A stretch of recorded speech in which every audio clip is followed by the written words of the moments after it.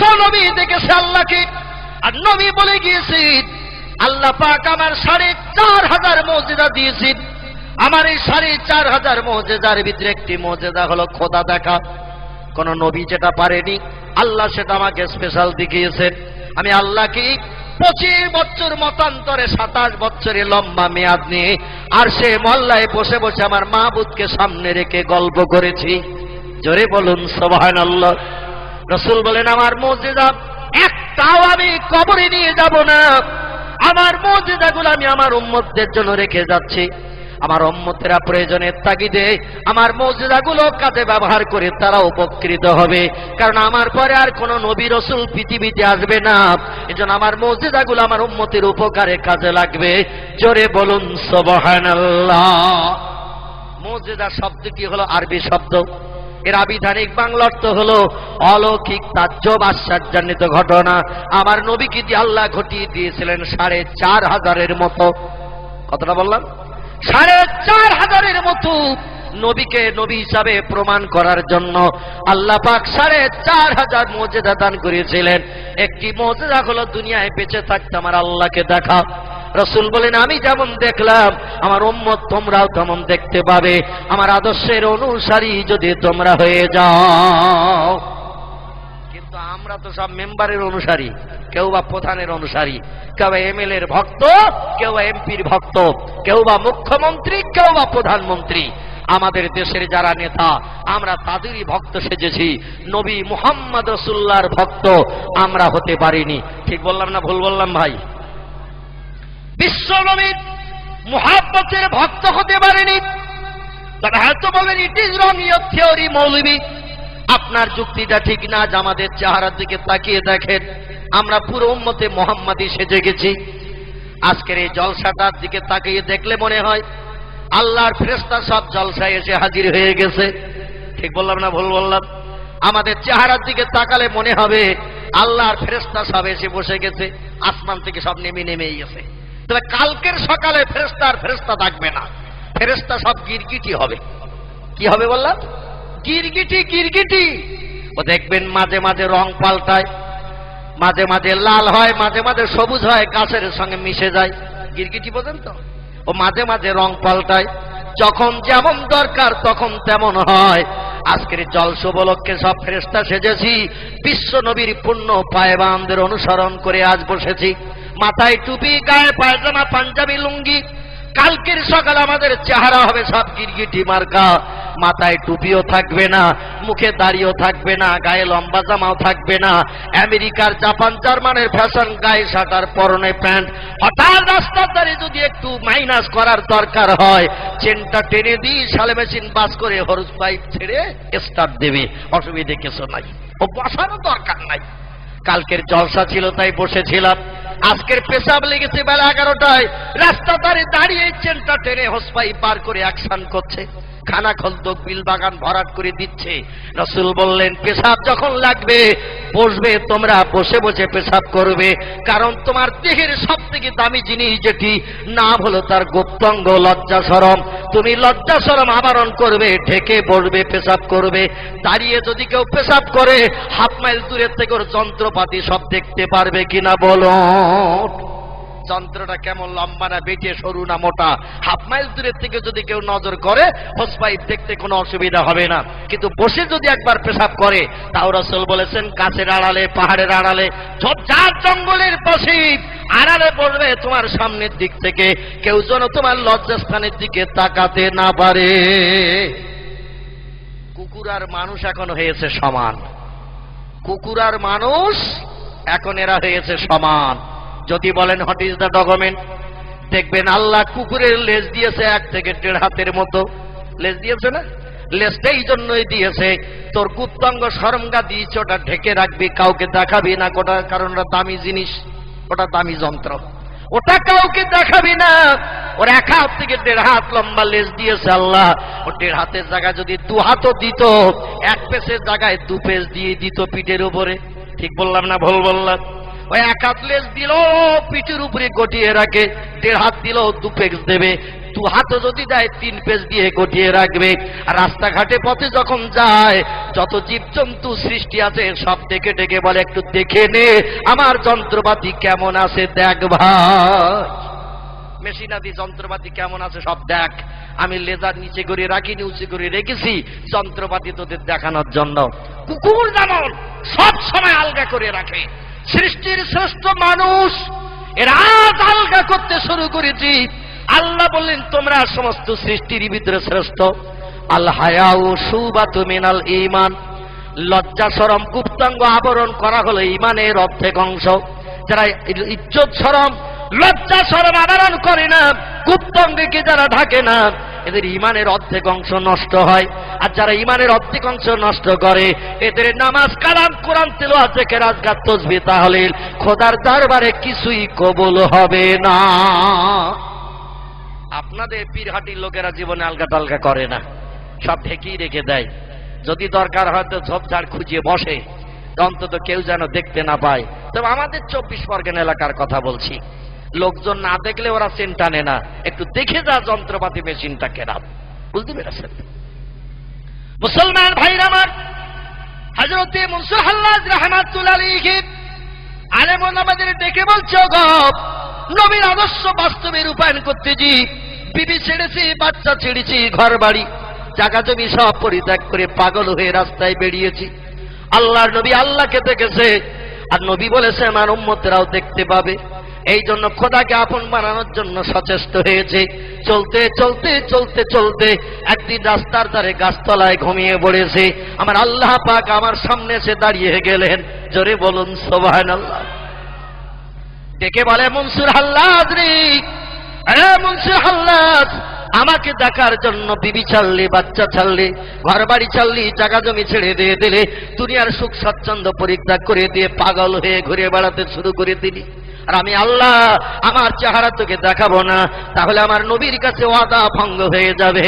আমার নবী আমার আরশের পায়ে জড়িয়ে কেঁদেছিল আর বলেছিল, আল্লাহ দুনিয়ায় চলে যাচ্ছি, তবে হঠাৎ একটা কথা মনে পড়েছে, এই জন্য আপনার আরশের পায়ে জড়িয়ে ধরে ধরে কাঁদছি।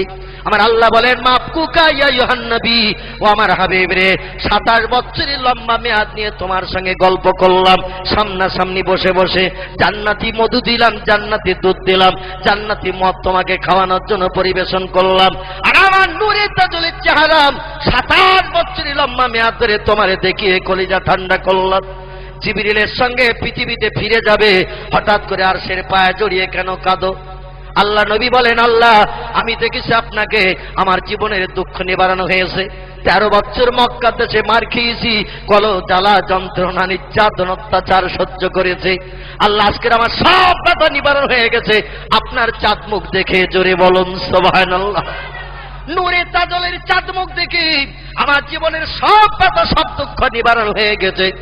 কিন্তু পৃথিবীতে ফিরে যেতে যে হঠাৎ আমার স্মরণে পড়ে গেল, পৃথিবীতে আমার গুনাহগার উম্মত মণ্ডলীরা আছে, তারা তো আপনাকে কোনোদিন দেখতে পাইনি। আমি দেখবো আপনাকে, আমার উম্মত আপনাকে দেখতে পাবে না। আমি সে নবী নই। জোরে বলুন সুবহানাল্লাহ। আল্লাহ আপনার আরশের পায়ে জড়িয়ে তাই কাঁদছি, আমার উম্মতের সঙ্গে কিভাবে দেখা দেবেন আজকের একটু বলে না দিলে আরশের পায়া ছাড়বো না। একটু জোরে বলা যাবে না সুবহানাল্লাহ? নারে তাকবীর।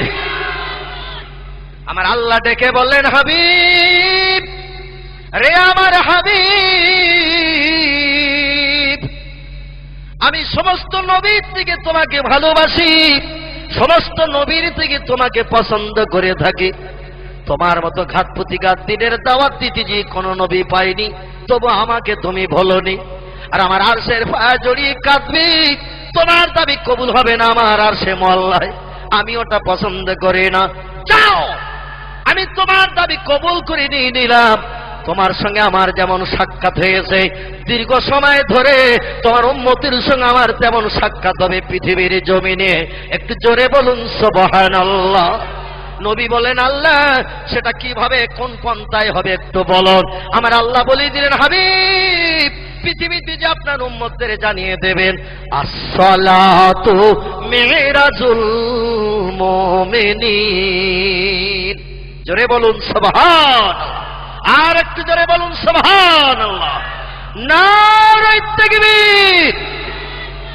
আল্লাহ ডেকে বলে দিলেন, হাবিব তোমার উম্মতির সঙ্গে আমার দেখা হবে নামাজের মাধ্যমে।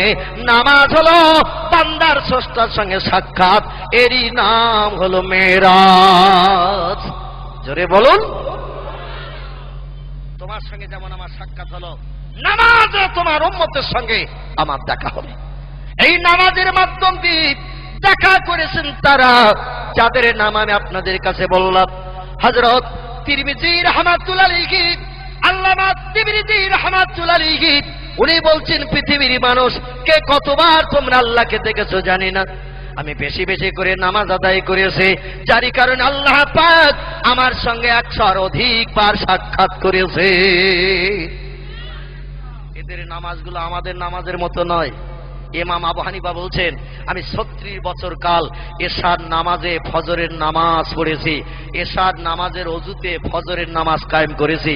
36 বছর বালিশে বিছানায় রাতে মাথা দিয়ে শুই নাই। জোরে বলুন সুবহানাল্লাহ। কত বছর বললাম? 36 বছর। এশার অজুতে ফজরের নামাজ পড়েছি, ঘুমালে অজু নষ্ট হয়। উনি 36 বছর রাতের বেলা ঘুমাননি। ইমাম আবু হানিফার জীবনী আলগা করলে দেখা যায় প্রতিদিন রাত্রিতে তাহাজ্জুদের নামাজে 1 খতম করে কোরআন শরীফ তিলাওয়াত করতেন। আর খুব ফোর্সে যদি কেউ কোরআন শরীফ পড়ে 1 খতম তিলাওয়াত করতে অন্তত 6 থেকে 6.5 ঘন্টা সময় লেগে যায়। তো এশার নামাজের পর এই 6 থেকে 6.5 ঘন্টা কোরআন শরীফ তিলাওয়াত করে 2 রাকাত নামাজ পড়তেন। 15 পারা কোরআন তিলাওয়াত করে 1 রাকাত নামাজ পড়তেন। উঠে যে আবার 15 পারা কোরআন তিলাওয়াত করে আর 1 রাকাত নামাজ পড়তেন। নামাজ পড়তে পড়তে ফজরের আজান ধ্বনি হতো। উনি বলতেন, আমি তাহাজ্জুদ শেষ করে ওই অজুতেই ফজরের নামাজ পড়ে যায় নামাজের পাটিতে ফজরের নামাজ বাদ একটু রাতের ক্লান্তি দূর করার জন্য শুতাম, তবে রাত্রিতে নয়, দিনে ফজরের নামাজ বাদ।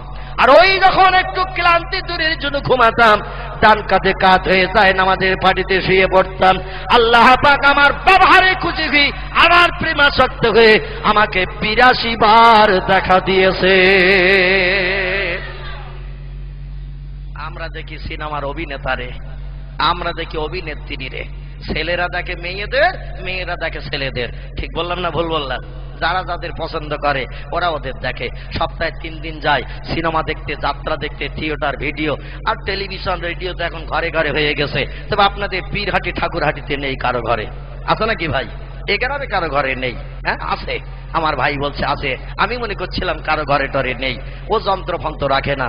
শরীয়তের পরিভাষায় তিরমিজি আবু দাউদ শরীফের হাদিসে এসেছে, আল্লাহ নবী সাল্লাল্লাহু আলাইহি ওয়াসাল্লাম বলেছেন, যে ঘরে জীবজন্তুর ফটো রাখা হয়, যে ঘরের ভিতরে যন্ত্র বা মেশিনের মাধ্যম দিয়ে জীবজন্তুর ফটো দেখা যায়, ওই ঘরটি ইসলাম শরীয়তের নাজায়েজ হয়। ও ঘরে আল্লাহর রহমতি ফেরেশতা আসে না। ও ঘরে কোনো নামাজ, কালাম, ইবাদত খোদার দরবারে কবুল হবে না। জোরে বলো নাউজুবিল্লাহ। মানা না মানা আপনার ব্যাপার। আমার নবী বলেছেন, মানলেন ভালো, না মানলেন আরো ভালো, অসুবিধে নেই। তবে অ্যাকশন আসতেছে, অসুবিধে কিছু নেই, অ্যাকশন আসতেছে। মুসলমান ভাইরা আমার, হযরত উম্মুল মুমিনিন মাইসাতুল হুমায়রা রাদিয়াল্লাহু আনহা উনি বলছেন, ইয়া রাসূলুল্লাহ, এই জান্নাতুল বাকি যেখানে আপনার পবিত্র সাহাবীরা ঘুমিয়ে আছেন, ভালো ভালো মানুষ যেখানে ঘুমিয়ে আছেন, আপনি এখানেই ঘুমাবেন বলে ঠিক করেছেন কিনা বলুন? খেয়াল আছে তো কথাটার দিকে নাকি? না হারিতে গেছে সব? এখনই গেলি হবে না ভাই, এখন রাত 9টা 9:30 বেজেছে। অন্তত 12টা বাজুক, তারপর হারির চিন্তা হবে ইনশাল্লাহ। হযরত আয়েশা বলছেন, নিশ্চয়ই জান্নাতুল বাকিতে আপনি ঘুমাবেন যেখানে আপনার মুহাব্বতের সাহাবীরা ঘুমিয়ে আছেন। রাসূল বলেন, আয়েশা, জান্নাতুল বাকিতে মরণের পরে ঘুমাবো, আমি এখনো তো ওটা ঠিক করি নাই। আয়েশা বলছেন, ইয়া রাসূলুল্লাহ, অনেক জায়গার নাম আমার এখনো জানা আছে, তবে আপনি আজকের পণ করেছেন যত জায়গার নাম বলবো আপনি বলবেন পছন্দ হয় না, এজন্য আমি আর বেশি জায়গার নাম বলবো না। মা আয়েশা বুদ্ধিমতী নারী ছিলেন, খুব চালাক, হালকা পাতলা দুবলা মানুষ ছিলেন, তবে ব্রেনটা তার আল্লাহ বড় প্রখর করে দিয়ে দিয়েছিলেন। বিশ্ব নবীর সংস্পর্শে 9 বছরে এসে এই আয়েশাতুল হুমায়রা রাদিয়াল্লাহু আনহা 7 লক্ষ হাদিসের হাফেজা হয়েছিলেন। একটু জোরে বলা যাবে কি সুবহানাল্লাহ?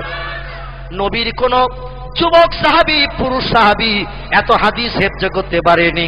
কোন বেটা ছেলে এত হাদিস হেফজ করতে পারেনি যত হাদিসের হাফেজ হয়েছিলেন আল্লাহর নবীর বিবি আয়েশা।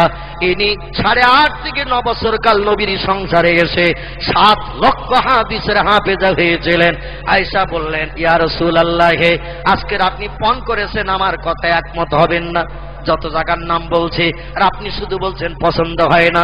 এভাবে জায়গার নাম বলবো, বলতে বলতে ভোর হয়ে যাবে আর বেলাল আজান দেবে আর আপনি আমার ঘর থেকে বেরিয়ে মসজিদে নামাজ পড়তে যাবেন। নবীন আর আপনার সঙ্গে আমার দেখা হবে না, আমার মনের কোণের গোপন প্রশ্নগুলো রাখা হবে না। এজন্য আমি প্রশ্নকারীকে বলছি, মরণের পর কোথায় থাকবেন একটু জায়গার নাম বলেন। আজকের আমি হেরে গেছি আপনার কাছে, জোরে বলুন সুবহানাল্লাহ। ইয়া রাসূলুল্লাহ, স্বামীর কাছে স্ত্রী হারলে মান সম্মান যায় না, স্ত্রীর কাছে স্বামী হারলেও মান সম্মান যায় না। কারণ আল্লাহ কোরআনে জানিয়ে দিয়েছেন, হুন্না লিবাসুল লাকুম ওয়া আনতুম লিবাসুল লাহুন্না। ও দুনিয়ার নারীরা, তোমরা হলে পুরুষের পোশাক, ও দুনিয়ার পুরুষেরা তোমরা হলে নারীদের পোশাক। আল্লাহ দুইজনকে সমান সমান 50-50 মর্যাদা দিয়েছে। এজন্য আপনি আমার স্বামী না, আমি আপনার বিবি, আমি আপনার গায়ের পোশাক, আপনি আমার গায়ের পোশাক। ঘরের ভিতরে আমাদের স্বামী স্ত্রী প্রশ্ন উত্তর হচ্ছে, বাইরের তো কেউ জানে না, খবর রাখে না। এখানে স্ত্রী স্বামীর কাছে হারলে কিছু যাবে না, জোরে বলুন সুবহানাল্লাহ। আপনার কাছে আমার দাবি, একটু বলুন বলুন বলুন, মরণের পরে আপনি কোথায় ঘুমাবেন বলে জায়গা ঠিক করেছেন? রাসূল বলেন, আয়েশা আমার মুখের দিকে তাকাও। আল্লাহর নবী আমাদের পূর্ব দিকে পা দিই, পশ্চিম দিকে মাথা দিই, হযরত আয়েশা কাবার দিকে পিঠ করে, ভাইজান উত্তর দিকে মুখ করে বসে রয়েছেন। বিশ্বনবী আয়েশার উরুর উপরে মাথা দিয়ে শোয়া, রাসূল আমাদের দিকে পা দিয়ে, পূর্ব দিকে পা দিয়ে, পশ্চিম দিকে মাথা দিয়ে শুয়ে রয়েছেন আয়েশার ঘরে। আর মা আয়েশা পা লম্বা করে বসে আছেন। আমাদের মায়েরা যেমন বাচ্চাদের কোলে করে নিয়ে পা লম্বা করে বসে থাকে, ওই রকম পা লম্বা করে বসা। আর উরুর উপরে আল্লাহর নবী পালিশ তৈরি করিনি, আয়েশার উরুটা পালিশ বানিয়ে নিয়ে রাসূল মাথা দিয়ে একটু লম্বা হয়ে শুয়ে আছেন। মা আয়েশা খেদমত করছেন স্বামীকে, স্বামীকে উরুর উপরে মাথা রাখিয়ে বালিশ বানিয়ে শুয়ে রেখেছেন। আমাদের মেয়েদের যদি বলা হয় দেবে নাকি, উরু টুরু পেতে দেবে নাকি, বলে বালিশ এখনো ছিড়িনি, ওইটা পেড়িয়ে নে সহ, আমার এখন তোমার মাথার তলায় উরু দেওয়ার সময় নাই। তো এখানকার মারা বসে এরকম বলবে না, বলার আগে রেডি হয়ে যাবে। এখানকার মাদের নামও ওই বদনাম দেব না ভাই, কারণ স্বামীর পায়ের তলায় আল্লাহ স্ত্রী জান্নাত নিহিত করে রেখেছেন। অতএব স্ত্রী জান্নাতে যেতে গেলে স্বামীকে খুশি করতে হবে, যেটা দাবি করবে সেটা মানতে হবে, জোরে বলুন সুবহানাল্লাহ। তবে কোন স্বামী যদি বলে চল সিনেমায় যাব, কোন স্বামী যদি বলে চল যাত্রার টিকিট কেটেছি যাত্রা দেখতে হবে, মেয়েরা যদি বলে যাব না, এতে শরীয়তে তার জান্নাত হারাম হবে না, জোরে বলুন সুবহানাল্লাহ। যাত্রায় নিয়ে যাবে, সিনেমায় নিয়ে যাবে, ভিডিও আর থিয়েটার দেখাতে নিয়ে যাবে। স্ত্রী যদি যেতে না চায়, স্বামী অসন্তুষ্ট যদি হয়, এর জন্য স্ত্রী কি জাহান্নামী হতে হবে না, ওই স্ত্রী জান্নাতি হবে, জোরে বলুন সুবহানাল্লাহ। আল্লাহ নবী বলেন, আয়েশা আমার মুখের দিকে একটু তাকাও। আল্লাহ নবীর মুখটা উপরের দিকে আর আয়েশার মুখটা উঁচু। আয়েশাকে একটু নিচু করে তাকাতে বললেন। রাসূলের চেহারার দিকে আয়েশা যেই নজর করেছেন, আল্লাহ নবী একটু চোখচোখি করে ফেলেছেন। আয়েশা লজ্জায় ঠিক করে মুস্কি হাসিয়ে যে একটু মুখটা ঘুরিয়ে নিয়েছেন। স্বামী স্ত্রী একেবারে কাছাকাছি চোখচোখি হওয়া একটা লজ্জার ব্যাপার আছে, একটু আত্মসম্মানের ব্যাপার। আয়েশা একটু ঠিক করে হেসে ফেলেছেন, কারণ এই মাথার এই চোখ একেবারে সামনাসামনি দুইজনে দেখা দেখি। আল্লাহ নবী বলেন, আয়েশা মুখ ঘোরালে হবে না, আমার চেহারার দিকে না তাকালে জায়গার নাম বলবো না। মা আয়েশা আবার মুখ ঘুরিয়ে নবীর মুখের দিকে তাকিয়েছেন। আল্লাহ নবী বলছেন, আয়েশা আজকের তোমার ঘরের ভিতরে এই যেভাবে আমি শুয়ে আছি, তোমার সঙ্গে যেভাবে শুয়ে গল্প করছে, মরণের পর তোমার ঘরের ভিতরে এভাবে যদি কিয়ামত পর্যন্ত আমি ঘুমাতে চাই, তুমি কি তোমার ঘরে আমাকে জায়গা দেবে? আজকের যেভাবে তোমার ঘরে শুয়ে আছি, মরণের পর এভাবেই তোমার ঘরের ভিতরে যদি আমি কিয়ামত পর্যন্ত ঘুমাতে চাই, আমাকে তোমার ঘরে কি কবর দেবে তুমি? হযরত আয়েশা বললেন, লাব্বাইকা সাদাইকা ইয়া রাসূলুল্লাহ, ওটা তো আমার জীবন ধন্য হবে, আমার সম্মান আল্লাহর কাছে বেড়ে যাবে। আপনি আমার ঘরে কবরস্থ হয়ে থাকবেন, আর কিয়ামত পর্যন্ত আপনার উম্মতের আপনার কবর দেখতে আসবে। আর আপনার কবর দেখতে আসলে আমার ঘরটা দেখে যাবে, আমার দাম বাড়া ছাড়া কমবে না। আপনি আমার ঘরে যদি কবরস্থ হতে চান, আপনাকে কিয়ামত পর্যন্ত আমার ঘরের ভিতরে ঘুম পাড়িয়ে রাখবো। একটু জোরে বলুন সুবহানাল্লাহ। রাসূল বলেন, আয়েশা তাহলে আজ তুমি অঙ্গীকার করো, আমি মুহাম্মদ যেদিন মারা যাব সেদিন তোমার ঘরের ভিতরে আমাকে এভাবে কবর দিয়ে দিও। আমাকে পশ্চিমে মাথা দিয়ে, পূর্বে পা দিয়ে, আর কাবার দিকে দক্ষিণ দিকে মুখটা করে তোমার ঘরে শুইয়ে দিও। আমি কিয়ামত পর্যন্ত কাবার দিকে মুখ করে যেন ঘুমিয়ে থাকতে পারি। বিশ্বনবীর ওয়াদা পূর্ণের জন্য হযরত মায়েশাতুল হুমায়রা রাদিয়াল্লাহু আনহা রাসূলের মৃত্যুর পরই চতুর্দিকে যখন শোকের ছায়া নেমে গেল, নবীর সাহাবীরা সব কেঁদে কেঁদে জারেরা। হাদিস শরীফ এসেছে, ইসলামিক ইতিহাসে লিপিবদ্ধ হয়েছে, 3 দিন পর্যন্ত মদিনার মেয়েরা উনানে হাড়ি চাপায়নি। আমার নবীর বিয়োগ ব্যথাতে যে যেদিকে পারে সব পাহাড়ের কিনারায় বসে বসে কাঁদে। প্রিয় নবী, প্রিয় নেতা চলে গেছে। আজ আমরা শোকাহত, মর্মাহত, পৃথিবী যেন অন্ধকার দেখছি। বাচ্চারাও পর্যন্ত 3 দিন নবীর প্রেমাসক্ত হয়ে মায়ের কাছে খাবারের দাবি করেনি। জোরে বলুন সুবহানাল্লাহ। কি মায়া তারা করেছিল আমার নবীকে, কি ভালোবাসা দেখিয়েছিল তারা আমার নবীকে। 3 দিন উনানে হাড়ি চাপানোর দরকার হয়নি, বাচ্চারা মায়ের কাছে খাবারের দাবি করেনি। তলে তলে মানুষ আসে আমার নবীকে জানাজা পড়ে পড়ে চলে যায়। বিশ্ব নবীর জানাজা হচ্ছে 3 দিন ধরে, তলে তলে মানুষ আসে জানাজা পড়ে। সোমবার দিন রসুল বেলা দ্বীপ্রহরের পর আল্লাহর নবী পৃথিবী থেকে বিদায় নিলেন। সোম গেল, মঙ্গল গেল, বুধবারের দিন আসরের নামাজ বাদ এবার নবীকে কবরস্থ করা হবে, পরিকল্পনা নেওয়া হয়েছে। সাহাবীর এক জায়গায় বসে মিটিং করলো, আল্লাহ নবীকে কোথায় কবর দেয়া যাবে। কেউ বলে মক্কায়, বিশ্ব নবীর বিবি আছে খাদিজা, যাকে সব থেকে বেশি ভালোবাসতেন। যখনই নবী মক্কার দেশে যেতেন, খাদিজার কবরের ধারে দাঁড়িয়ে গভীর রাত্রে কেঁদে কেঁদে চোখের পানিতে বুক ভাসাতেন। খাদিজার কবরের পাশে কবর দিলে হয়। কেউ বা বলছেন আল্লাহ নবীর বাপ মা ঘুমিয়ে আছেন ওই আবহাওয়া প্রান্তরে, মরুভূমি, বাবলা বাগান, বাপ মায়ের পাশে নবীকে দাফন করে দেয়া ভালো। কেউ বা বলছেন বিশ্ব নবী মুহাম্মদ রাসূলুল্লাহর মাতৃভূমি মক্কার দেশে কাবার পূর্ব দিককার চাতওয়ান নবীর বাপের পৈতৃক ভিটা, ওইখানে মুহাম্মদ রাসূলুল্লাহকে কবর দিলে ভালো হয়।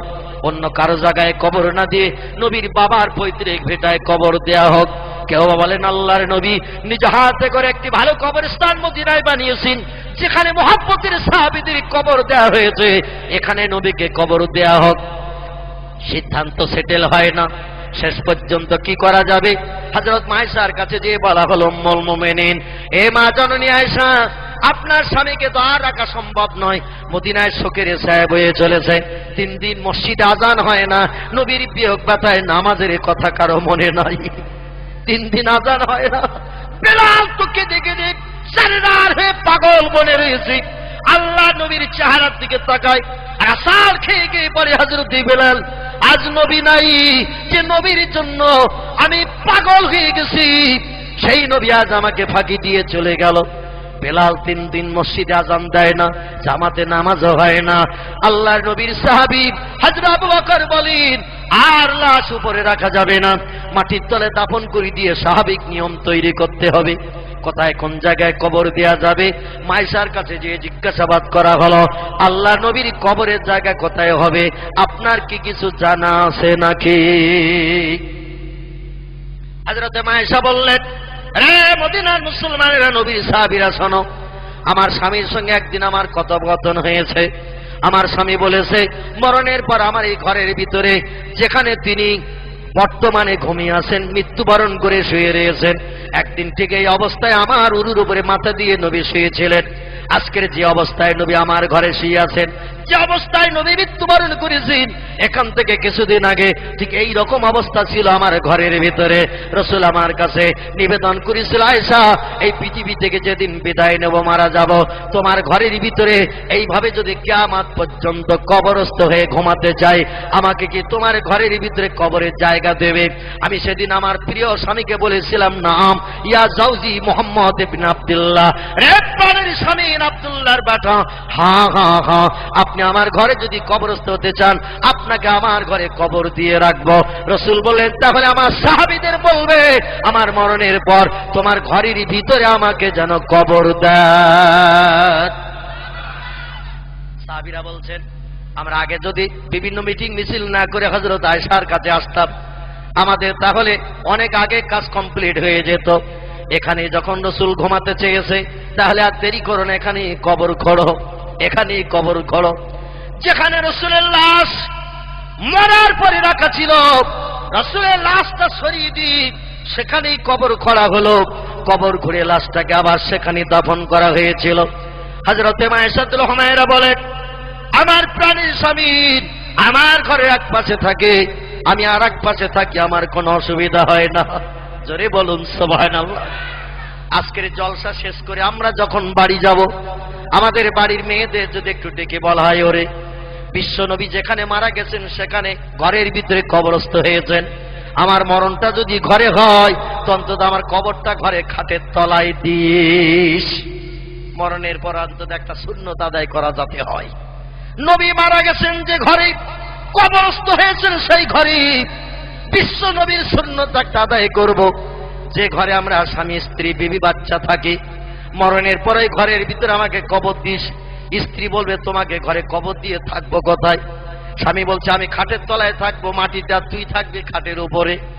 স্ত্রী বলছে, 11 গ্লাসের কম খাওনি, মাথা গরম করো না, তুমি যদি খাটের তলায় থাকো আর আমি উপরে থাকবো, আর হঠাৎ রাত 1:30টায় যদি বেরিয়ে এসে একবার পাজা করে জড়িয়ে ধরো, জীবনে ওকে নিয়ে তো আমি বেহুশ হয়ে মরে যাব। যত তুমি ভালোবাসো না কেন, সাউথ ইন্ডিয়ান বেনারসি আর স্বর্ণ কাতান দাও, 2.5 ভরি ওজনের হার দাও আর কানের ইয়ারিং দাও, 2 জোড়া যদি হাতের বাউটি আর চুড়ি দাও, ল্যাংচা রসগোল্লা সপ্তাহে 3 দিন করে এনে খাওয়াও, মরণের পর কোথায় রাখবো ওটা আমি জানি। যতদিন বেশি আছো ততদিন ভালোবাসা, এক ঘরে থাকা হবে, কিন্তু মরে যাই যাবে তোমার জায়গা হবে 5 তলার পুকুর পাড়। কোথায় বললাম? 5 তলার পুকুর পাড় কবরস্থান, ওখানে তোমাকে রাখবো। তাও উঁচু ঢিবিতে দেব না, কারণ মাঝে মাঝে পুকুরে পানি আনতে যেতে হয়, আর তোমার উঁচু ঢিবি কবর যদি নজরে দেখি কাত হয়ে পড়বো কোথায় তা ঠিক নাই। বরং পুকুর পাড়ের নিচের দিকে দেব, উকি মারলেও যেন কবর নজরে দেখা না যায়, কারণ মরিয়ে গেছে, কাজ কমপ্লিট হয়ে গেছে, আর কোনো মহব্বত নাই। আমাদের মেয়েদের যত ভালোবাসা দেন, যত গহনার যৌতুক দেন, এদের কাছে দাবি করবেন মরণের পর অন্তত ঘরের ভিতরে একটু কবর দেওয়ার কথা। মেয়েরা বলবেন, পাগলামি করো না, ও কথা বাদ দাও, অন্য কথা বলো, কারণ মরণের পর কোথায় কবর দেওয়া হবে সে আমরা ঠিক করে রেখেছি। তোমারে ঘরে কবর দিয়ে জীবনে ঘরে থাকা যাবে না। মায়েশা বললেন, আমার কোনো অসুবিধা হতো না, আমার প্রাণের স্বামীর বিদায় নিয়েছি, স্বামী থাকবে এক পাশে, আমিও থাকবো এক পাশে। এমনকি গভীর রাত্রি দিন হযরতে মায়েশাতুল হুমায়রা আমার নবীর কবর একা একা জিয়ারত করতেন দাঁড়িয়ে দাঁড়িয়ে। জোরে বলুন সুবহানাল্লাহ। আমাদের দেশের প্রেমিকা বিবি যারা স্বামীকে বিরাট ভালোবাসে, মহব্বত করে, এদের একটু ডেকে বলবেন, রাত 1টার দিকে তোমার স্বামীর কবরটা একটু জিয়ারত করে এসো। বলবে, তুমি যাও, 10-20 দিতে হয় দেব, আমি যাব না 5 তলায়, কারণ ওখানে গেলে যে কি ঝামেলা হবে তা আমি জানি। একবার যদি খস করে তো কোন দিক থেকে আমার ধরবে তার ঠিক ঠিকানা নাই, জীবনে একদিনও যাবে না। মায়েশা যতদিন হায়াতে বেঁচে ছিলেন আমার প্রিয় নবীর কবরের ধারে গভীর রাত্রিতে এসে স্বামীর কবর জিয়ারত করতেন।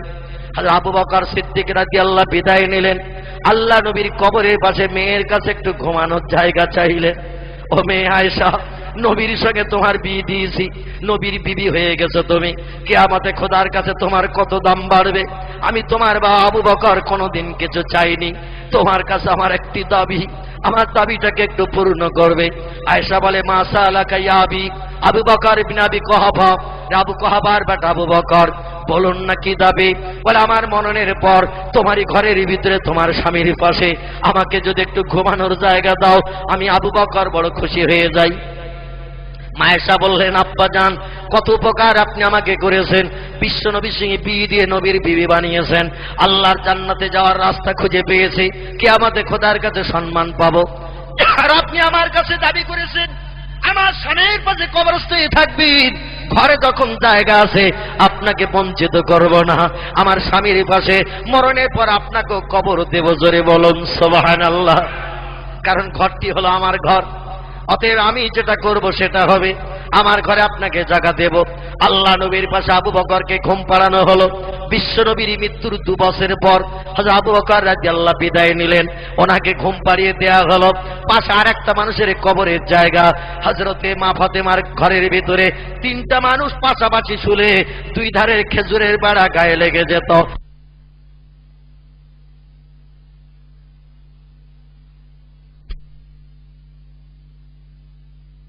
দেখতে ভালো হবে, বলে অন্তত বল কিরাম করলে ভালো হয়।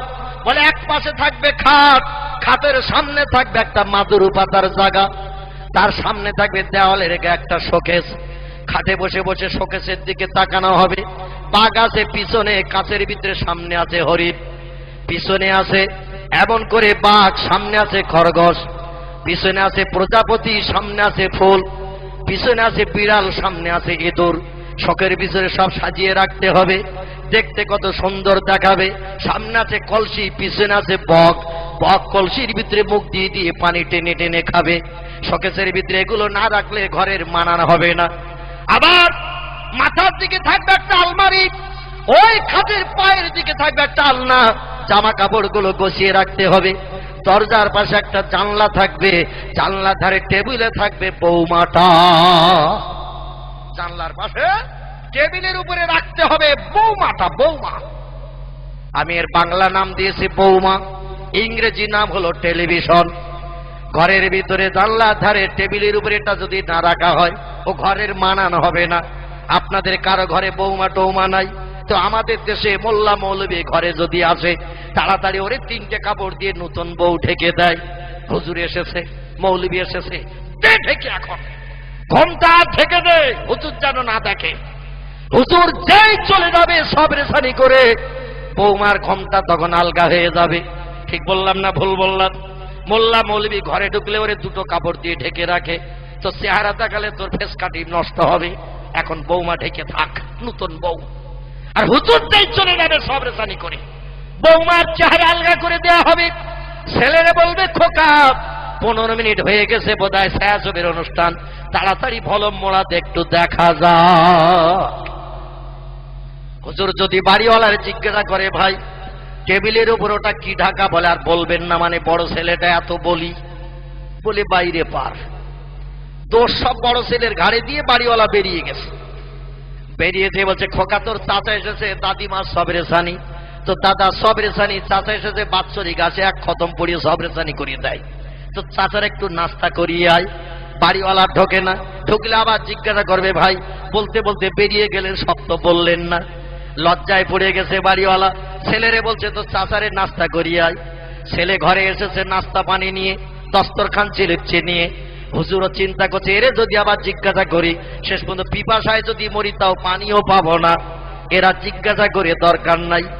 মোল্লা মৌলবীরা হারাম হালাল খেয়ে খেয়ে এদের যেমন গলা চেপে গেছে, শ্রোতারাও হালাল হারাম খেয়ে খেয়ে এদেরও কান তালা লাগা হয়ে গেছে। আজকের আর ওয়াজ নসিহতে কাজ হচ্ছে না। ঠিক বললাম না ভুল বললাম? মোল্লা মৌলবীরা হালাল হারাম খেয়ে খেয়ে মদখোরের বাড়ি, সুদখোরের বাড়ি, সিনেমাখোরের বাড়ি, টেলিভিশনের বাড়ি, এমন করে রেডিওখোরের বাড়ি, এদের বাড়ি মোল্লা মৌলবীরা পীর সাহেবরা খেয়ে খেয়ে এদের যেমন গলা চেপে গেছে। আর সাধারণ মানুষেরা হালাল হারাম খেয়ে খেয়ে ব্যবহার করে এদেরও কান তালা লেগে গেছে। মাইকে হাঁকলো আজার কানে আওয়াজ থেকে না, মাঠ ভেঙে শুধু আওয়াজ পালিয়ে যাচ্ছে। ঠিক বললাম না ভুল বললাম? ওয়াজ করেছিলেন মুজাদ্দিদে জামান আবু বকর সিদ্দিক রাহমাতুল্লাহ আলাইহি, একে ওয়াজে কাজ হয়ে গেল, জোরে বলুন সুবহানাল্লাহ। ওয়াজ করলেন আমাদের বসিরহাট জাল্লার এই বাংলা রুহুল আমিন রাহমাতুল্লাহ আলাইহি, দাদা হুজুর কেবলার প্রধান খলিফা হিসাবে মর্যাদা প্রাপ্ত হয়েছিলেন যিনি, দানাত হিসাবে সম্মান প্রাপ্ত হয়েছিলেন যিনি, আজকের তারা একটা বার ওয়াজ করেছি তাদের ওয়াজে কাজ হয়ে গেল, বেঈমান ইমানদার হলো, আল্লাহওয়ালা জান্নাতি হয়ে গেল। একটু জোরে বলা যাবে কি সুবহানাল্লাহ? একজন খোদাদ্রোহী জাহান্নামীর কথা আপনাদের কাছে কি একটু বলবো নাকি? এক ওয়াজে কেমন কাজ হয়েছে, একটু মহব্বতের সঙ্গে দরুদ শরীফ। আল্লাহুম্মা সাল্লি আলা মাওলানা মুহাম্মদ ওয়া আলা আলি সাইয়্যিদিনা মাওলানা।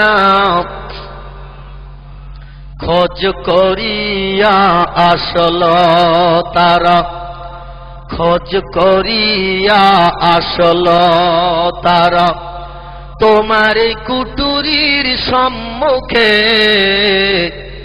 নবী পাকের নূরের ঝলক লাগলো তাদের চক্ষুতে।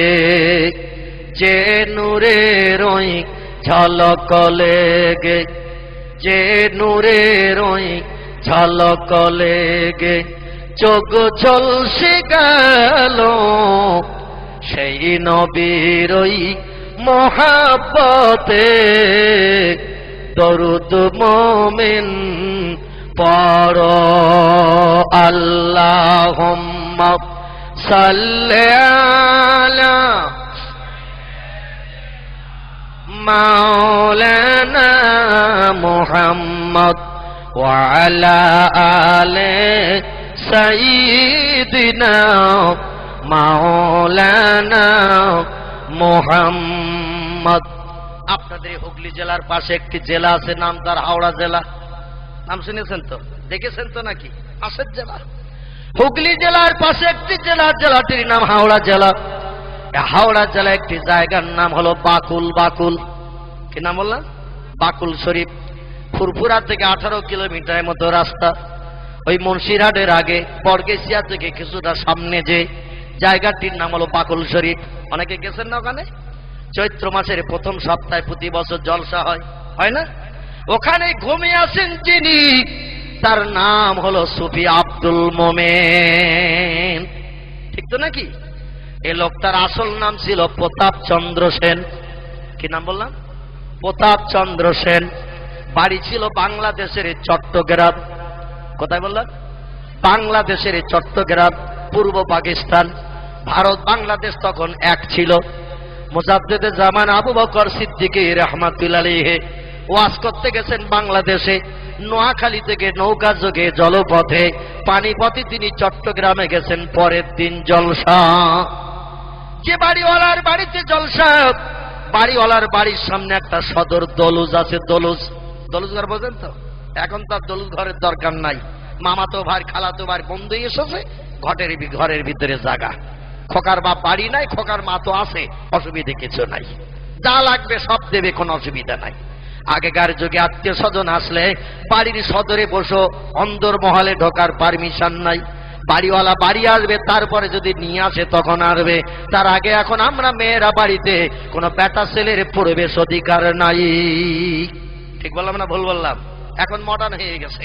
মামাতো ভাই, খালাতো ভাই বন্ধু গেছে, ও বাইরে থাকবে কেন? ঘরে ঢুকুক, অসুবিধে নেই। ঘরে ঢুকে যায়।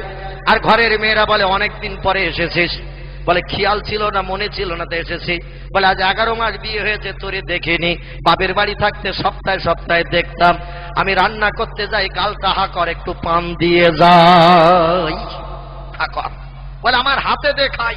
বলে অনেকদিন পরে এসিস, তোর হাতে দিলে আমার কথা মনে থাকবে না, তোর গালে এমন করে দেবো যেন 3 সপ্তাহ অন্তর অন্তর আসিস। বুঝতে পেরেছেন? গাল হাকর, গালে দে। খোকার বাপ মাঠ থেকে বাড়ি আসে কাজ করে, এসে যদি বলে আজকে রৌদ্র পড়েছে খুব, পিপাসায় কলিজা শুকিয়ে গেছে, 1 গ্লাস পানি হলে ভালো হয়। আমাদের মেয়েরা বলে সেই কলসি আর ওই গ্লাস যত পারো ঢালো আর খাও, আমার এখন পানি দেওয়ার সময় নাই। এখানকার মারা অবশ্য এরম বলে টালে না। রৌদ্র পড়তেছে দেখে ওরা মাল সব রেডি করে রেখে দেয়। বাড়ি আসলে খোকার বাপেরা হাওয়া দিতে হবে, ঠান্ডা পানি দিয়ে পিপাসা দূর করতে হবে। এখানকার মারা অ্যাডভান্স সব জোগাড় করে রেখে দেয়। আমাদের 24 পরগনা বসিরহাট এলাকার কথা বলছি। মামা তোমার, খালা তোমার বন্ধু আসলে ওর গালে জোর করে দেয়। আর স্বামী এসে যদি বলে পিপাসা লেগেছে 1 গ্লাস পানি, বলে আমি রান্নাঘরে আছি, সেই গ্লাস আর ওই কলসি যতবারও ঢালো আর খাও, অসুবিধে কিছু নাই। এরা বাজার থেকে মাঝে মধ্যে বাড়ি আসে রাত 11টায়, এসে জিজ্ঞাসা করছে রান্না বান্না কি হয়েছে। বলে উচ্ছে বেগুন, মাছ ঝোল আছে আর ভাত। বলে গাটা যেন গরম গরম ভাব, খান 2 রুটি হলে ভালো হতো, কারণ ভাত খেলে জ্বর একটু বেশি হয়, রুটি খেলে আর জ্বরটা বেশি হয় না, খান 2 রুটি হলে ভালো হতো, যেন 103 জ্বর জ্বর ভাব। আমাদের মেয়েরা বলে এই রান্নাঘর থেকে 3 ঘন্টা ধরে আগুন পয়ে আসলাম, উচ্ছে বেগুন রান্না করলাম, মাছের ঝোল ভাত, আর এখন রাত 11টায় বাড়ি এসে বলছো রুটি। অত যদি রুটি খাওয়ার ইচ্ছা হয় রান্নাঘরে যাও, তৈরি করো, খাও, আমি বাপের মেয়ে যেতে পারবো না। যদি তোমার ভালো না লাগে মেম্বার ডাকো, আর আমার 3 বেচা পয়সা আছে, 4 আনার কাগজ আমি আনতেছি, সঙ্গে সঙ্গে ডিভাইডেড, কোনো অসুবিধা নাই। মেম্বারকে ডাকবে তুমি, কাগজ কিনবো আমি, সঙ্গে সঙ্গে সই স্বাক্ষর করে আমরা উভয়ের মতো চিন্তা ভাবনা নেব। এখন রাত দুপুরে আর রুটি বানাতে যেতে পারবো না, তুমি এখানকার মারা ভালো, রাত 12টায় এসেও যদি বাড়িওয়ালা বলে 2খানা রুটি, তো 4খানা করিয়ে দেয়, রাত্রি দোকান খাবে, সকালে দোকান খাবে, ঠান্ডা বাসি ভাত টাত খেতে হবে না, খোকার বাপের জ্বর হবে, এরা যত্ন করে ভালো। ভাইরা আমার, বাড়িওয়ালা বাড়ির সদরে জায়গা দিয়েছে পীর সাহেব কেবলাকে, ফুরফুরার পীর সাহেব কেবলা, মুজাদ্দিদে জামান আবু বকর সিদ্দিকী, এদের ওয়াজ কেমন কাজ হতো একটুখানি লক্ষ্য করেন। আর বর্তমান যুগে আজ আর কাজ হচ্ছে না। হুজুর বাড়ির সদরে বসা জায়গা করে দিয়েছেন বিশ্রামের জন্য। আমি যেমন আজকের সকালে এসে গেছি আপনাদের গ্রামে, গতকাল প্রোগ্রাম ছিল দক্ষিণ 24 পরগনার কাকদ্বীপ, সেখান থেকে রাত 3টায় বেরিয়ে এখানে এসেছে সকাল 7:30-8টার দিকে, একটা না গাড়ি ছাড়িয়ে। চিন্তা করলাম বাড়ি যেতে গেলে তো 4 ঘন্টা 4.5 ঘন্টা লাগবে, ওখান থেকে আবার এখানে আসতে গেলেও 3.5 ঘন্টা 4 ঘন্টা লাগবে, ঝামেলার দরকার নেই, সোজাসুজি চলে যাই। এসে সারাদিন বিশ্রাম করছি ভাই। হুজুর সকালে সকালে চলে গেছে, বিশ্রামের জন্য জায়গা করে দেওয়া হয়েছে বাড়ির সদরে, কিন্তু কানে একটা আওয়াজ আসছে, ঢং ঢং ঢং ঢং আওয়াজ আসতেছে। পীর সাহেব ডেকে বলে, বাবা বাড়িওয়ালা, তোমাদের বাড়ির পাশে কিসের একটা আওয়াজ হচ্ছে, ঢং ঢং ঢং ঢং, আওয়াজ শুনলে তো ঘুমানো যাবে না, বিশ্রাম হবে না, সারা রাত জাগতে হবে, আলেম ওলামারা চতুর্দিক থেকে আসবে, ফতোয়া ফারায়েত জিজ্ঞাসা করবে, সারা রাত ঘুম হবে না, রাত্রিতে সারা রাত জলসা হবে, অতএব দিনে একটু বিশ্রাম না নিলে রাত জাগবো কি করে, বাবা আওয়াজটা কি একটু বন্ধ হবে না? বাড়িওয়ালা বলছে, হুজুর আমাদের মসজিদ যেখানে, হিন্দু ভাইদের মন্দিরও সেখানে, ওদের মন্দিরে পূজা হয়, আমরা কিছু বলি না, আমাদের মসজিদে আজান হয়, নামাজ হয়, ওরাও কিছু বলে না। পীর সাহেব বললেন, লাকুম দীনুকুম ওয়ালিয়া দীন, আল্লাহ কোরআনে বলেছেন তোমাদের ধর্ম তোমাদের কাছে ভালো, ওদের ধর্ম ওদের কাছে ভালো, লা ইকরাহা ফিদ্দীন, ধর্মের উপরে কোনো জোর জবরদস্তি নাই, যার যেটা ভালো লাগবে সে সেটা করবে, ব্রেন বুদ্ধি মগজের বিচার হবে হাসরে। যদি কোনো ব্যক্তি অন্যায় পথে চলি, কিয়ামতে আল্লাহ তার অ্যাকশন করবেন, দুনিয়ায় কোনো মানুষের অধিকার নাই শাস্তি দেওয়া। জোরে বলুন সুবহানাল্লাহ। শব্দটা কিসের হচ্ছে? বলে হুজুর ওদের মন্দিরে আজকে পূজা আছে, পূজা হচ্ছে, তাই ব্রাহ্মণ ঘন্টা বাজিয়ে শোলক পড়ে পূজা করছে, বালতির মালগুলো সব খালি করার জন্যে। ব্রাহ্মণদের কাজ হলো মন্দিরে যখন পূজা হয় বালতিগুলো খালি করে দিতে হয় সংস্কৃতের শোলক পড়ে, যা দেবী সর্বভূতে শান্তি রূপে, অং নমস্তস্যৈ নমো নমঃ, অল্লং জ্যেষ্ঠং শ্রেষ্ঠং পরমং পুণ্যং ব্রাহ্মণ অল্লং, আল্লাহ রাসূল মুহাম্মদ রকম বরস আদাল্লাবুকামে বাকাম আল্লাবুকনিকাতম, এত ইসমিন্নন্তরে মেচ্ছা যাচ্ছে না সমন্বিত, মুহাম্মদ ইতি খ্যাত শিষ্য শাখা সমন্বিত, আসুর সংহারিণী হোহরং অল্লাহ অল্লং ইল্লাল্লাহ তিল্লাল্লাহ। এর শ্লোক পড়লেই বালতির মাল হাবিস হবে, কোনো অসুবিধা নাই। আর সাধারণ মানুষ বলবে, ব্রাহ্মণ বাবাজি আমার বালতিটা আগে খালি করে দেন। কিন্তু ব্রাহ্মণের একটু চালাক আছে মৌলবীদের মতো, ওরা দেখবেন শ্লোক পড়ে যখন, যেখানে আল্লাহর নবীর নাম আসে ওখানে একটু ঘন্টা জোরে জোরে বাড়ি দেয়, কারণ ওই আওয়াজটা যদি যারা বালতি এনেছে ওরা শুনে নেয় তাহলে মাল তো আর দেবে না, মাল সমেত বালতি ফেরত যাবে। যখন আল্লাহর নবীর নামটা শ্লোকে আসে, বেদে পুরাণে এমন করে অথর্ব বেদে ও ভাইজান বহু জায়গায় আল্লাহ এবং নবীর নামের প্রশংসা করা হয়েছে। বেদ 4টি ভাগে বিভক্ত, একটার নাম ঋগ্বেদ, একটার নাম সামবেদ, একটার নাম যজুর্বেদ, একটার নাম অথর্ববেদ। এই প্রতি চ্যাপ্টারেই মনির ঋষির আমার আল্লাহ এবং নবীর নামের ভূয়সী প্রশংসা করেছে। আরে প্রশংসার কথাগুলো যখন ব্রাহ্মণদের মুখে উচ্চারিত হয় ঘন্টায়, তখন একটু জোরে জোরে বাড়ি লাগায়, যাতে আওয়াজ শ্রোতাদের কানে না যায়। গেলে তো আর মাল পাওয়া যাবে না। এ চিন্তা ভাবনা নিয়েছিলেন যিনি, ভারতবর্ষের মথুরার বৃন্দাবনের কীর্তি সন্তান ছিলেন তিনি। নাম হলো তার ডক্টর শিব শক্তি স্বরূপজি। বিখ্যাত পূজারী ছিলেন। সারা ভারতবর্ষের 65 কোটি হিন্দু জৈন শিখেদের ভগবানের অবতার কলির কলকি ছিলেন। 1984 সালের এপ্রিল মাসের 10 তারিখ লোকটি মন্দিরের পূজা পরিত্যাগ করে কলেমা শরীফ পাঠ করে আমার নবীকে স্বপ্ন দেখে জান্নাতি মানুষ হয়ে গেছে। জোরে বলুন সুবহান। হিন্দুর ঘরের মানুষ আজ আমাদের লজ্জা দিতে শুরু করেছে, আর মুসলমানের ঘরে জন্মগ্রহণ করে এখনো নবীরে দেখতে পেলাম না। এ দুঃখ কি রাখার জায়গা আছে নাকি? লর্ড হ্যাডলির মতো মানুষ আমার নবীকে চামড়ার চোখে দেখলেন। বাংলাদেশের ঢাকা শহরের কীর্তি সন্তান, পিতার নাম পণ্ডিত শশীকান্ত ভট্টাচার্য, লোকটির নাম ডক্টর সুদর্শন ভট্টাচার্য।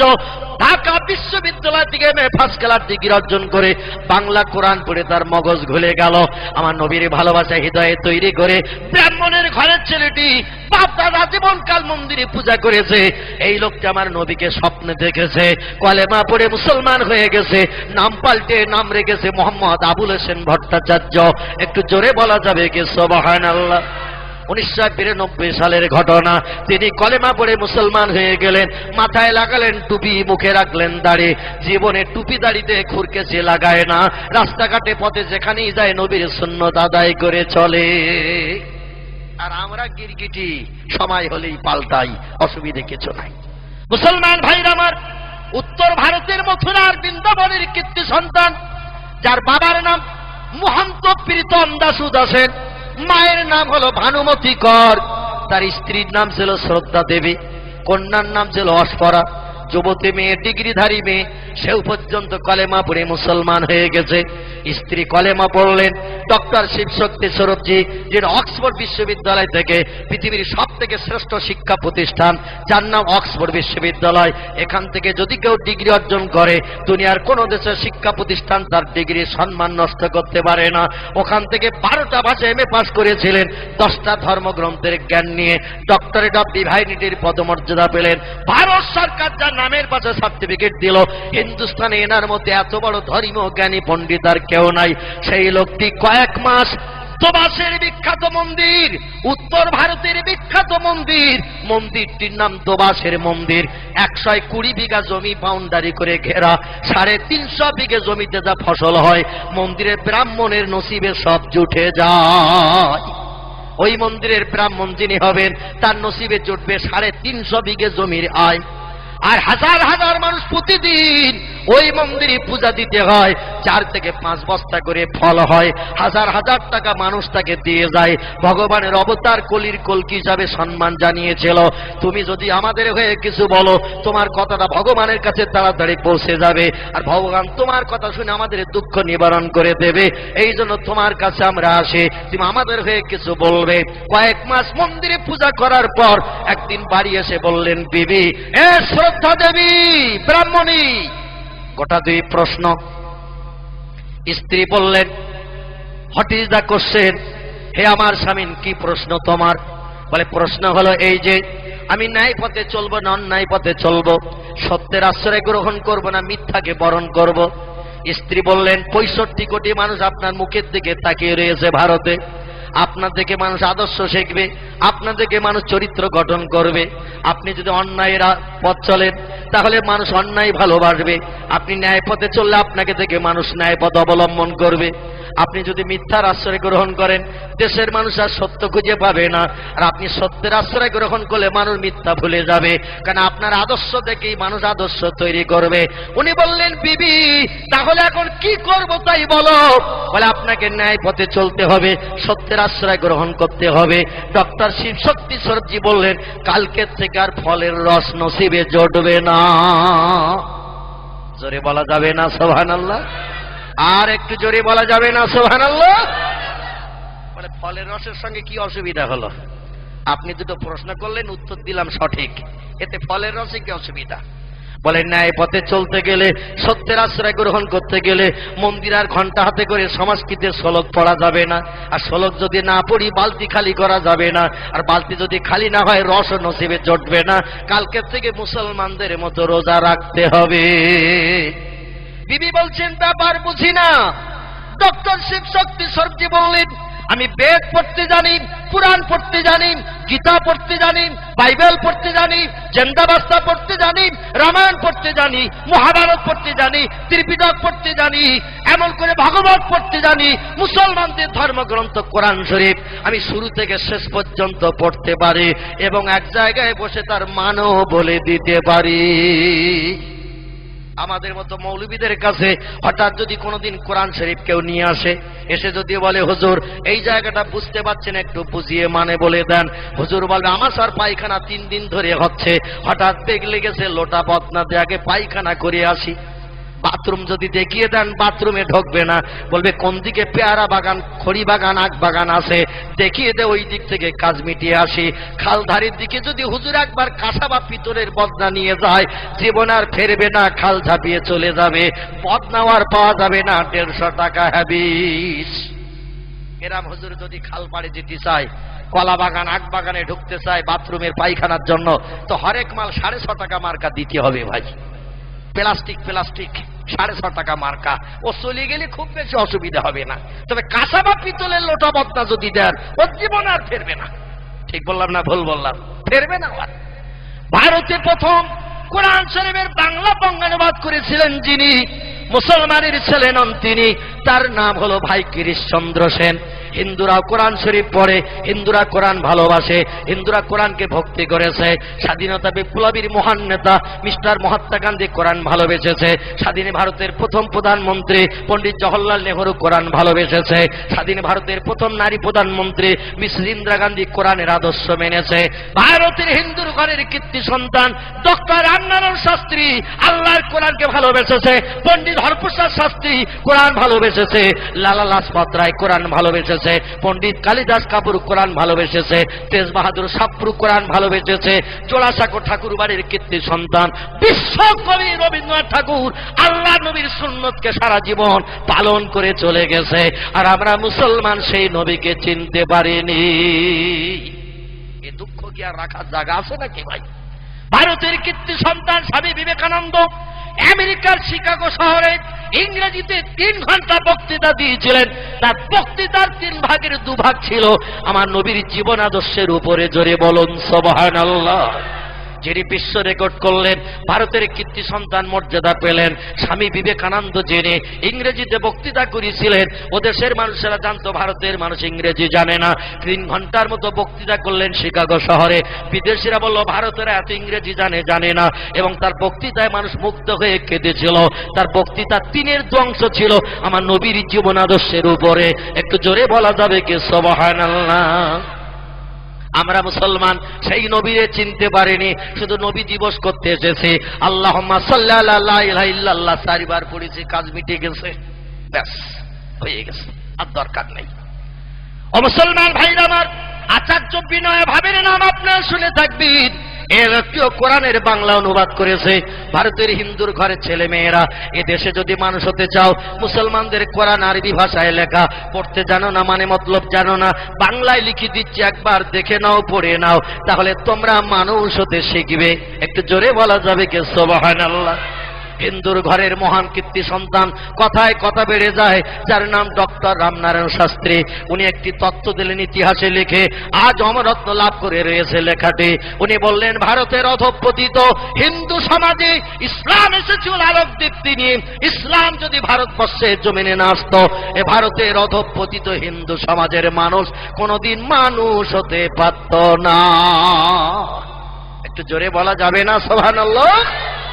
কত বড় কথা বললেন তিনি। উনি বললেন ভারতের অধঃপতিত হিন্দু সমাজে ইসলাম এসেছিল আলোক দীপ্তি নিয়ে। ইসলাম যদি ভারতবর্ষের জমিনে না আসতো, এ ভারতের অধঃপতিত হিন্দু সমাজের মানুষ কোনোদিন মানুষ হতে পারত না। ইসলাম ধর্মে হিন্দুস্তানে এনেছিলেন যিনি, নাম হলো তার হযরতে খাজা আজমিরি। রাজস্থানের আজমিরে ঘুমিয়ে আছেন যিনি, যার বাবার নাম ছিল খাজা গিয়াসউদ্দিন, ওনার নাম খাজা। এমন করে মহিউদ্দিন হিন্দুস্তানের দিন জিন্দা করলেন যিনি, অবন্ধ আজমিরি রহমাতুল্লাহ আলাইহি। তিনি আজ ভারতে কলেমার প্রদীপ জ্বালিয়ে দিয়ে আজ আমাদের কলিজা ঠান্ডা করে দিয়ে দিয়েছেন। এদেশে যখন সতীদাহ প্রথা ছিল, এদেশে মেয়েরা যখন বাবার সম্পত্তির অধিকার পেত না, ওই সময় খাজা সাহেব ইসলামের আইন এনে ভারতের মুসলমানদের কাছে জারি করে দিয়ে দিলেন। মেয়েরা কি অপরাধ করলো? স্বামী মারা গেছে, ওরা আবার বিয়ে করবে। হিন্দু ধর্মের নিয়ম ছিল 2-4 মাস বিয়ের পরে যদি কোনো স্বামী মারা যায়, স্ত্রীকে হাত পা বেঁধে স্বামীর চিতায় জীবন্ত পুড়ানো হতো। রাজা রামমোহন রায় বলল ধর্মে লাথি মার, বিশ্বকবি রবীন্দ্রনাথ ঠাকুর বলল ধর্মে লাথি মার। মার! ঈশ্বরচন্দ্র বিদ্যাসাগর বলল ধর্মের আইন পরিত্যাগ কর। আমার কন্যা সন্তান স্বামীর চিতায় জীবন্ত পুড়বে আর বাবা বাবা করে ডাকবি, আর আমি বাবা শাসনের চিতার পাশে দাঁড়িয়ে তার ওই মরণ যন্ত্রণা দেখব। এটা কখনো যুক্তির কথা নয়। মুসলমানদের ধর্মের আইন কত ভালো, ওদের 5টা স্বামীও যদি মারা যায় সবার মেয়ে বিয়ে করতে পারবে, 100 স্বামী যদি মারা যায় 101 বার বিয়ে করতে পারবে। আমাদের ধর্মে মুসলমানদের আইন জারি কর, সতীদাহ প্রথা উচ্ছেদ কর। জোরে বলুন সুবহানাল্লাহ। হিন্দুর মেয়েরা বিয়ের পরে বাবার সম্পত্তির কোনো অধিকার পেত না, কিন্তু আমাদের কোরআন বলেছে ছেলে তোমার বোনের বিয়ে হয়ে গেল, তোমার বাবার সম্পত্তির 3/1 অংশ মেয়ে পাবে। তুমি পাবে 2 ভাগ, মেয়ে পাবে 1 ভাগ।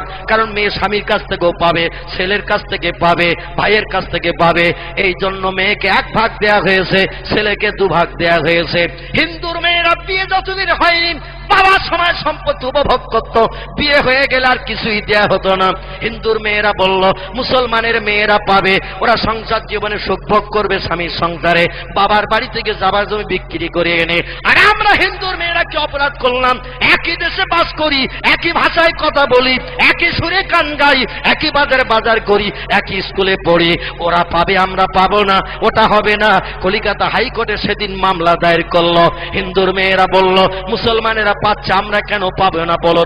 হাইকোর্টের জাজ ব্যারিস্টারেরা বলল তোমরা দাবি করোনি তাও পাওনি, মুসলমানেরা অনেকদিন আগের থেকে পেয়ে চলেছে, ওদের ধর্মে আছে। তোমরা যদি এখন দাবি করো তাহলে আমরা আইন করে তোমাদের জন্য বাবার সম্পত্তি 3/1 অংশ উইল করে দেব।